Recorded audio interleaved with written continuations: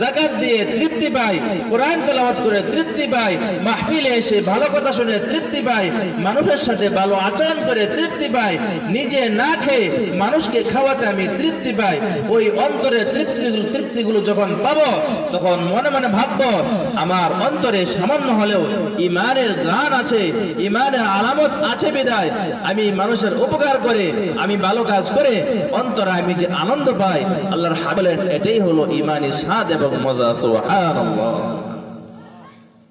এটা হলো ঈমানি মজা পাওয়ার এক নাম্বার আলামত। আরেকটা হলো বিপদে আপদে সদা সর্বদা যত কষ্ট কাঠিন্যতায় আসুক সহজেই সেটাকে মেনে নেওয়া, আল্লাহ তাআলার পক্ষ থেকে ফয়সালা সহজেই মেনে নেওয়া, এটাও একটা ঈমানি স্বাদ এবং মজা। সুবহানাল্লাহ। এরকম ভাবে আরেকটা হলো তাকদীরি ফয়সালা মেনে নেওয়া। অনেক সময় মানুষের উপর অনেক বড় বড় মুসিবত আসে, অনেক পেরেশানি আছে, অনেক মারাত্মক দুর্ঘটনার শিকার হয়ে যায়, ওই সময় অনেকেই ঈমান হারা হয়ে যায়, কেউ আল্লাহ তাআলাকে গালিগালাজ করতে থাকে, কেউ পাগলের মতো হয়ে যায়, ঈমান হারা হয়ে যায়, মুখ দিয়ে কি কথা আসে নিজেও বলতে পারে না।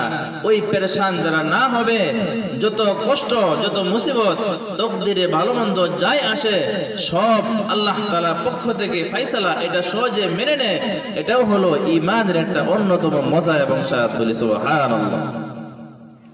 আল্লাহ রাব্বুল আলামিন যখন কলমকে সৃষ্টি করলেন, নুন ওয়াল কলামি ওয়া মা ইয়াসতুরুন, লৌহ কলম আরশ কুরসি, ওই যে জিনিসগুলোর মধ্যে কলম যে একটা জিনিস, আল্লাহ তাআলা যখন ওই কলমকে সৃষ্টি করলেন তখন ওই কলম সর্বপ্রথম যে কথাটা লিখেছে আল্লাহ তাআলার হুকুমে যে আনাল্লাহু লা ইলাহা ইল্লা আনা মুহাম্মাদুর রাসূলি, ওই কলম সর্বপ্রথম এই কথাটা লিখেছিল যে আল্লাহ তাআলা ছাড়া অন্য কোনো মাবুদ নাই, মুহাম্মদ সাল্লাল্লাহু আলাইহি ওয়াসাল্লাম আল্লাহ তাআলার রাসূল। ওই কলম সর্বপ্রথম আল্লাহ তাআলা এই বাণীটা লিখেছিলেন। এরপরে যে বিষয়টা লিখেছেন সেটা হলো তাকদীর সংক্রান্ত। আপনার আমার জীবনে যত ঘটনা ভালো মন্দ যাই ঘটুক সব যে আল্লাহ তাআলার পক্ষ থেকে, আল্লাহ তাআলার ফয়সালা, আমার ভালো হয়েছে আল্লাহ তাআলাই দিয়েছেন, আমার মন্দ হয়েছে আল্লাহ তাআলার পক্ষ থেকে হয়েছে, আল্লাহ তাআলার ইশারায় হয়েছে, এই যে জিনিসটা মেনে নেওয়া এটা তাকদীর বিষয়, তাকদীর মাসআলা। তো ওই কলম দ্বিতীয়বারে যেই কথাটা লিখেছিলেন, মাল্লাম ইউসাল্লিম বিকাযাই ওয়া লাম ইয়াশকুর আলা নিআমাই ওয়া লাম ইয়াসবির আলাল বালাই ফালইত্তাখিয রাব্বান সিওয়াই। আল্লাহ তাআলা একটা মারাত্মক কথা লিখেছেন। যারা তাকদীরকে মানতে পারে না, একজন মানুষের একটা ছেলে হঠাৎ মরে গেছে, তো অনেক সময় মানুষ বলে ফেলে আল্লাহ তাআলা কি আমাকে দেখেছেন আর মানুষ পাইল না, অমুকের তো 3টা ছেলে, অমুকের 7টা ছেলে, তার একটা মরে যাইতো, আল্লাহ তাআলা আমাকে এই মুসিবত দিলেন, এত কষ্টের পরে এত বছর পরে একটা ছেলে হলো, আল্লাহ তাআলা আমার ওই ছেলেটাকে নিয়ে গেছেন। এই যে কথাগুলো বলা, এগুলো বললে আল্লাহ তাআলা নারাজ হবে। যত বিপদ আপদ যত মুসিবত আসুক মেনে নিতে হবে তাকদীরি ফয়সালা, এর মধ্যে কোনো কল্যাণ আছে, এর মধ্যে কোনো ভালাই আছে, এই জন্য আমার তাকদীর এটা ঘটেছে, আলহামদুলিল্লাহ। মুমিন সদা সর্বদা আল্লাহ তাআলার শুকরিয়া আদায় করবে। তো আল্লাহ তাআলা যে কথাগুলো ওই কলম দ্বিতীয়বারে যে কথাগুলো লিখেছিলেন, মাল্লাম ইউসাল্লিম বিকাযাই, আমার ফয়সালাকে যে মেনে নিতে পারলো না, আমার তাকদীরি হুকুমকে তাকদীরি ফয়সালাকে যে যারা মানতে পারলো না, ওয়া লাম ইয়াসবির আলাল বালাই, এই মুসিবতের উপর যারা ধৈর্য ধারণ করতে পারলো না, ওয়া লাম ইয়াশকুর আলা নিআমাই, আমার নিয়ামতের যারা শুকরিয়া আদায় করতে পারলো না, আল্লাহ তাআলা কি বলেছেন লক্ষ্য করেন, ফালইত্তাখিয রাব্বান সিওয়াই, সে যেন আমি রবকে, আমি আল্লাহ তাআলাকে ছাড়া সে যেন অন্য কাউকে রব হিসেবে মেনে নেয় না। আউযুবিল্লাহ। কত ভয়ঙ্কর কথা। ফালইত্তাখিয রাব্বান সিওয়াই, যে আমার তাকদীরি ফয়সালা মানতে পারলো না, পারে না, সে যেন আমাকে রব না মেনে অন্য কাউকে মানে। কত ভয়ঙ্কর কথা। তো এই বিষয়গুলো হলো ঈমানি মজা, ঈমানি স্বাদ অন্তরে অনুভব করার আলামত।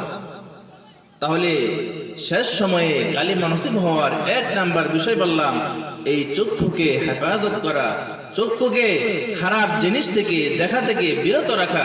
আমরা ইনশাআল্লাহ সকলেই পারবো। আল্লাহ তাআলা আমাদের চক্ষুকে সদা সর্বদা আল্লাহ তাআলা হুকুম অনুযায়ী ব্যবহার করার তৌফিক দান করুক বলি আমিন। দ্বিতীয় যে বিষয় হলো সেটা একদম সহজ একটা কাজ, সেটা হলো মিসওয়াক করা। মিসওয়াকের ফজিলত যদি আমি এখন বলতে থাকি রাত শেষ হয়ে যাবে, তাও মিসওয়াকের ফজিলত বলে শেষ করা যাবে না। আল্লাহর হাবিব সাল্লাল্লাহু আলাইহি ওয়াসাল্লাম মিসওয়াক সম্পর্কে বলেন, আসওয়াকু মাতহারাতুন লিল ফামি ওয়া মারদাতুন লির রাব্বি।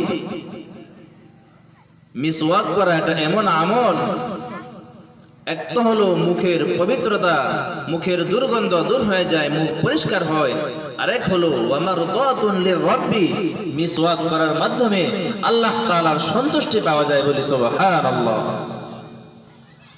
মিসওয়াক কেমন আমল?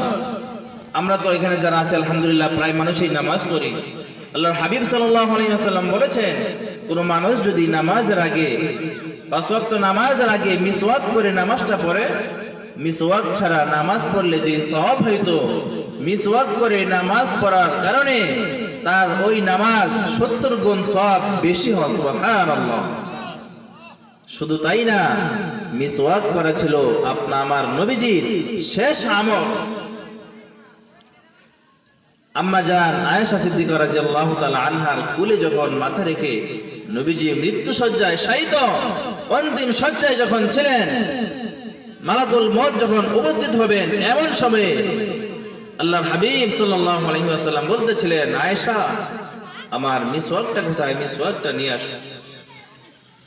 শরীরটা অনেক দুর্বল হয়েছে, মিসওয়াকটা যে নিজে চিবিয়ে মিসওয়াক করবে এতটুকু শক্তিও তার ছিল না।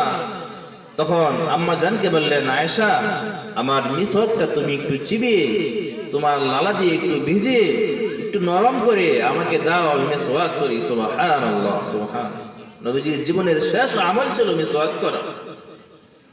তো এই মিসওয়াক যদি কোনো ব্যক্তি রেগুলার করে, ব্রাশ তো করবে, ব্রাশ আমরা করব পরিষ্কারের জন্য, ব্রাশকে আমরা কেউ সুন্নাত মনে করব না। ব্রাশ করা এটা পরিষ্কারের জন্য ঠিক আছে, জায়েজ আছে, কিন্তু মিসওয়াকের সুন্নাত এটা একমাত্র মিসওয়াক করার মাধ্যমে হাসিল হবে। এবং এই মিসওয়াক করার কারণে মৃত্যুর সময় তার কালিমা নসিব হওয়ার গ্যারান্টি দিয়েছেন। সুবহানাল্লাহ। তাহলে আমরা ইনশাআল্লাহ এই মিসওয়াকের আমলটা তো করতে পারবো ইনশাআল্লাহ।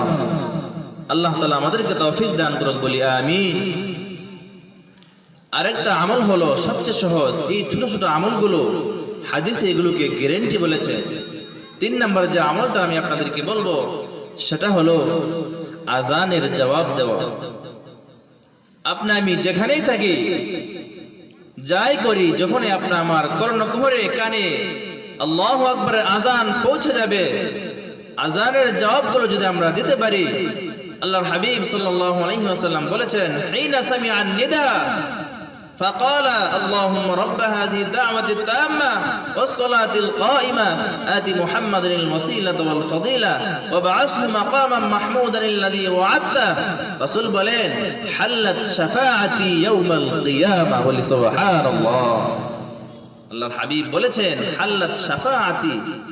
হাল্লাত মানে হলো আমার উপর আবশ্যক হয়ে যায়, আমার উপর কর্তব্য হয়ে যায়, আমার উপর ওয়াজিব হয়ে যায়। কোন ব্যক্তি যদি আজানের পরে জবাব দেয়, তাহলে কিয়ামত